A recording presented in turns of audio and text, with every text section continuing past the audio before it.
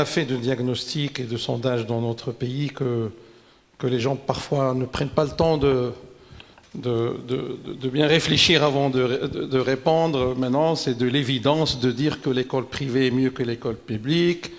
Ça devient vraiment de l'évidence de dire que l'université marocaine ne fait pas ce qu'il faut, etc. Donc, c'est tout à fait naturel de retrouver ces mêmes réactions, souvent attendues, mais maintenant, c'est les actions, c'est les réformes en cours qui devraient changer.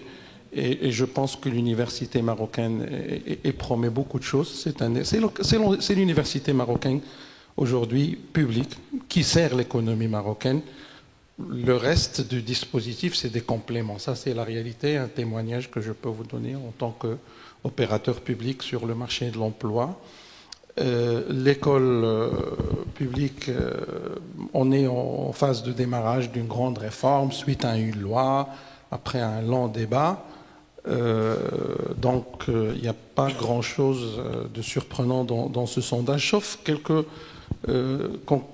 réponses qui sont positives. Maintenant, le fait que les jeunes voient que la prédisposition à l'entrepreneuriat se développe, ça c'est un signe très positif.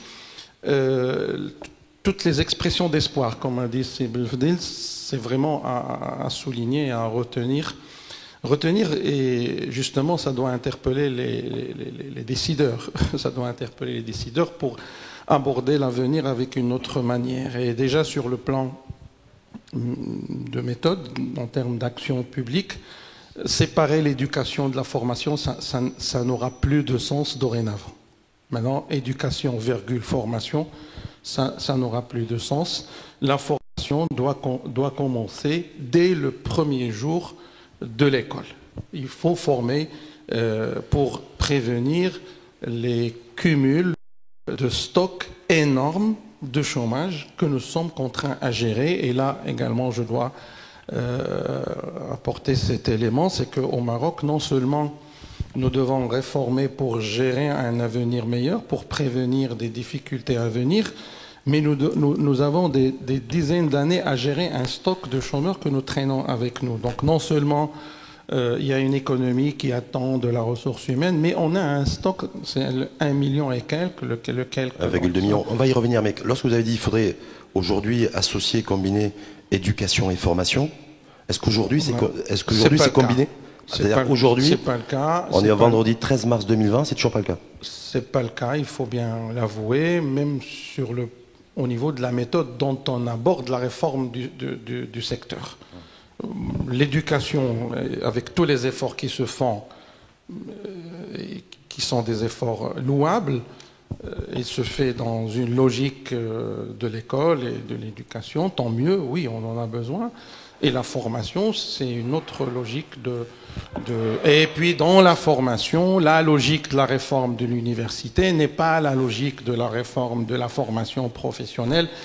Il faut conclure rapidement, pour ne pas retenir la parole, il faut conclure qu'on traîne encore dans ce secteur de grandes difficultés et de grands dysfonctionnements imputables au manque de convergence, au manque de cohérence d'ensemble de l'action publique, et notamment au niveau territorial, parce que malheureusement, le gros de ce qui se fait se décide dans les sièges à Rabat ou à Casa, alors que par rapport à cette matière, précisément, il faut chercher de la cohérence de l'action publique au niveau territorial. Il faut que l'école se complète avec tout ce qui peut être mis sous l'intitulé de la formation, et les modèles en termes de benchmark, ils existent. Oui, on commence à faire toucher l'adolescent de 13 ans, 14 ans à la matière réelle de la vie économique, alors que nous, à la sortie du lycée, le jeune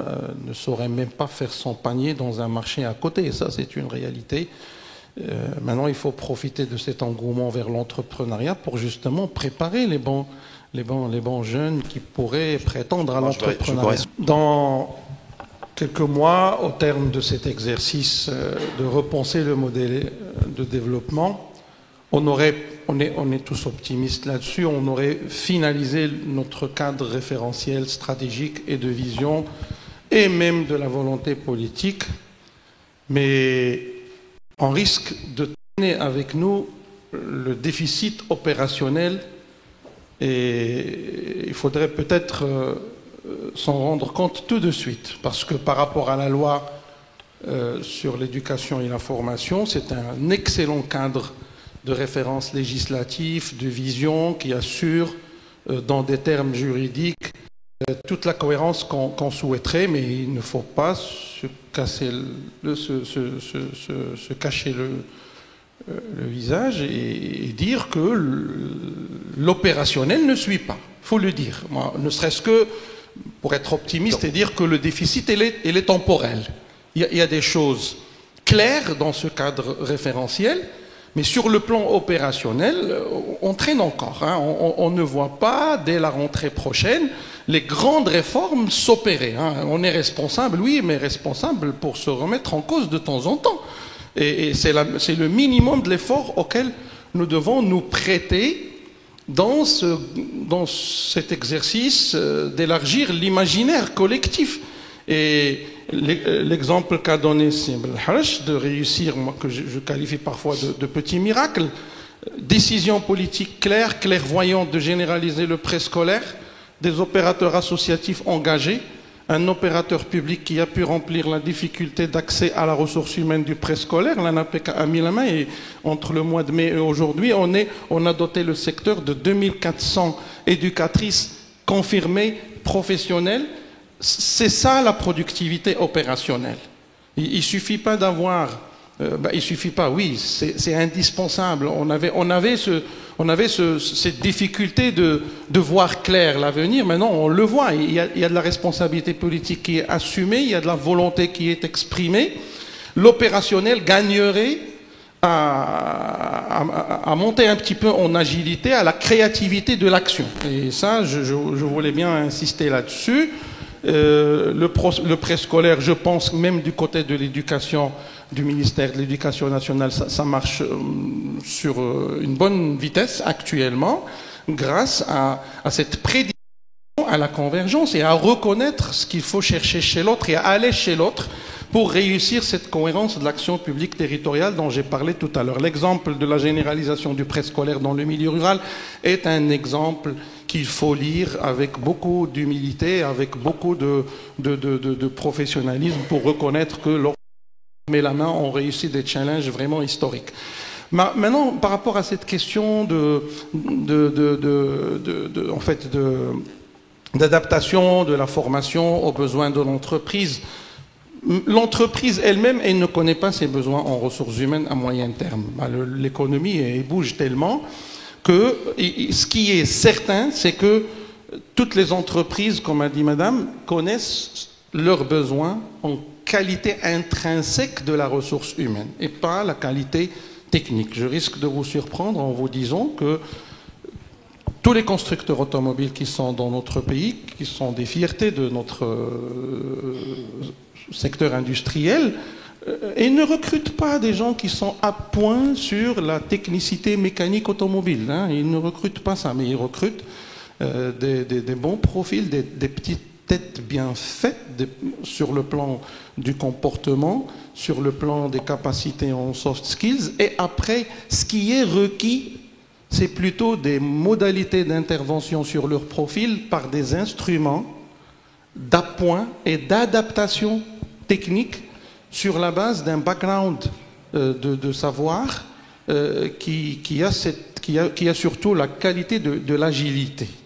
Donc nous, on est témoins, puisque nous sommes à mi-chemin à l'ANAPEC, on est à mi-chemin entre le chercheur de l'emploi et l'entreprise. La loi qui nous crée nous donne l'obligation d'être à l'écoute de l'entreprise pour prévenir la rareté. Comme a dit Sib tout à l'heure, oui, on est en train de gérer une situation aberrante. On gère un chômage à 1 million et quelques de chômeurs, mais en même temps, on gère des situations de pénurie. Ça, c'est une réalité. Il y a des secteurs qui peinent à trouver de la ressource humaine. qu'il faut. Donc, je ne pense pas que l'exercice de prétendre à avoir un secteur éducatif et de formation qui nous donne des profils qui tombent juste sur les besoins de l'emploi. Ça n'existe pas. Ça n'existe même pas en Allemagne, là où vraiment la formation professionnelle est au top de la pertinence. Donc, oui, surtout construire la personne, construire l'être humain. Sur le plan opérationnel, c'est ce qu'on appelle les soft skills, mais j'espère que les soft skills ne seraient pas une matière dans laquelle on va noter les jeunes sur 20. Je crains que ce soit le cas. Et dans ce cas, on va condamner des jeunes à des 5 sur 20 en soft skills. Donc ça y est, vous ne servez plus à rien. Allez chercher ou partir. Mais je ne pense pas que ça se passe comme ça. Ce qui est en train d'être préparé à l'enseignement supérieur, il promet beaucoup de choses. Le bachelor, il promet. L'espoir de notre pays en son université peut être maintenu.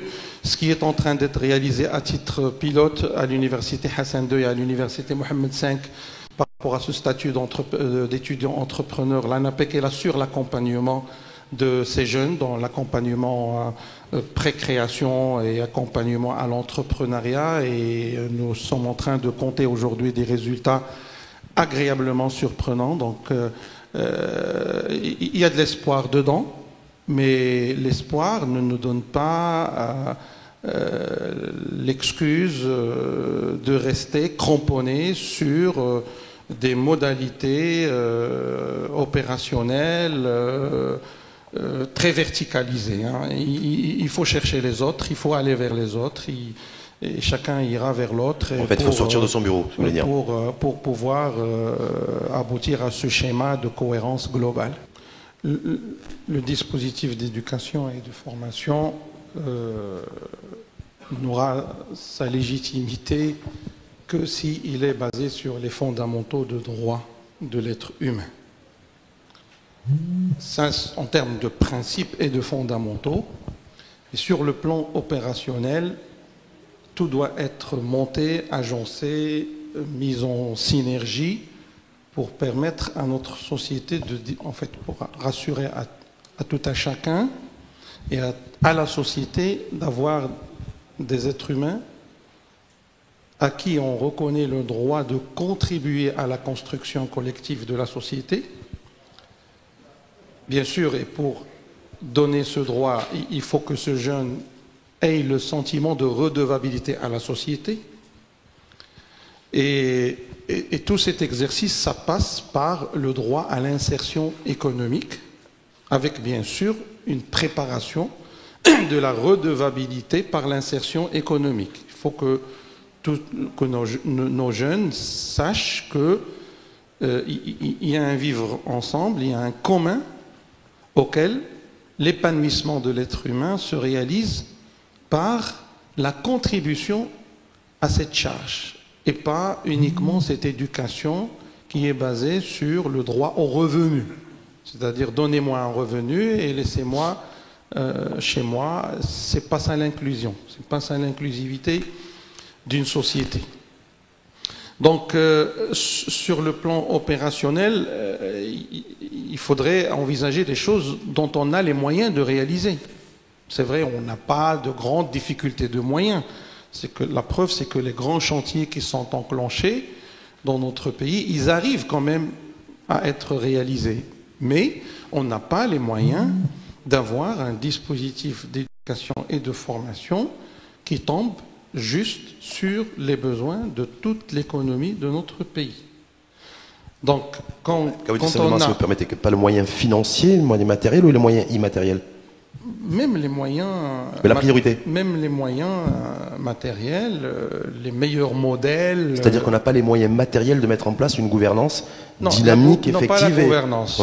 De mettre en Juste place... pour que je parlais du portage, en fait. Non, de mettre en place des dispositifs opérationnels, c'est-à-dire ces dispositifs qui sont bien ancrés dans le territoire, la jeune fille, l'inclusivité dont on parle et les gaps que nous traînons en termes de l'inclusion de la femme dans la vie économique, ils sont dus à quoi?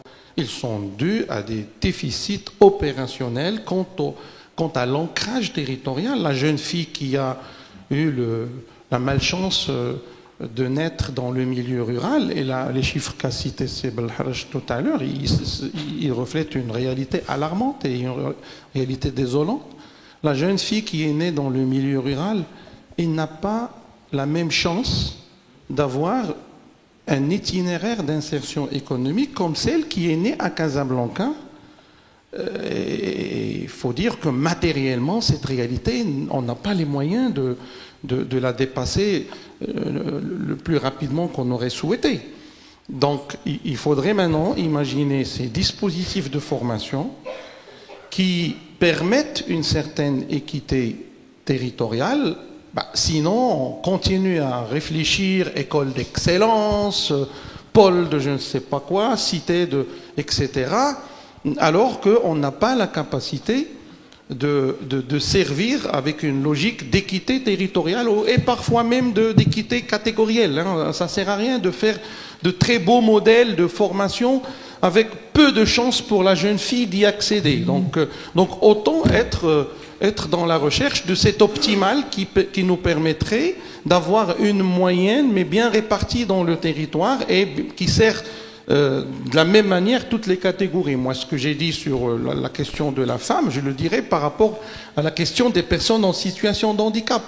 Si les chiffres de chômage chez les femmes ils sont du double de ce qui est chez les hommes, dans la catégorie des personnes en situation de handicap, ils vont du simple au quintuple, au même plus, c'est de l'exclusion totale. Donc on est interpellé au niveau opérationnel puisque les visions sont à un stade de maturité qui est suffisamment avancé et là l'entreprise, oui, l'entreprise on ne lui demandera pas plus qu'il n'en faut, mais on lui demandera d'exprimer son avis là-dessus et de cadrer en fait ces modalités de mobilisation de la ressource humaine sur les vraies capacités du système éducatif. L'entreprise marocaine ne peut pas rêver tout de suite d'un système éducatif qui va placer cette entreprise dans les siècles à venir. Il faut faire confiance. Les éléments forts de notre système éducatif qu'on a aujourd'hui sont les corps pédagogiques et les corps professoraux. Il leur faut plus de marge de manœuvre. On n'utilise pas suffisamment le potentiel de capacité de nos corps éducatifs et de nos corps professionnels. Il y a plus de marge de manœuvre dans l'université. On commence à tirer le mieux de nos professeurs universitaires.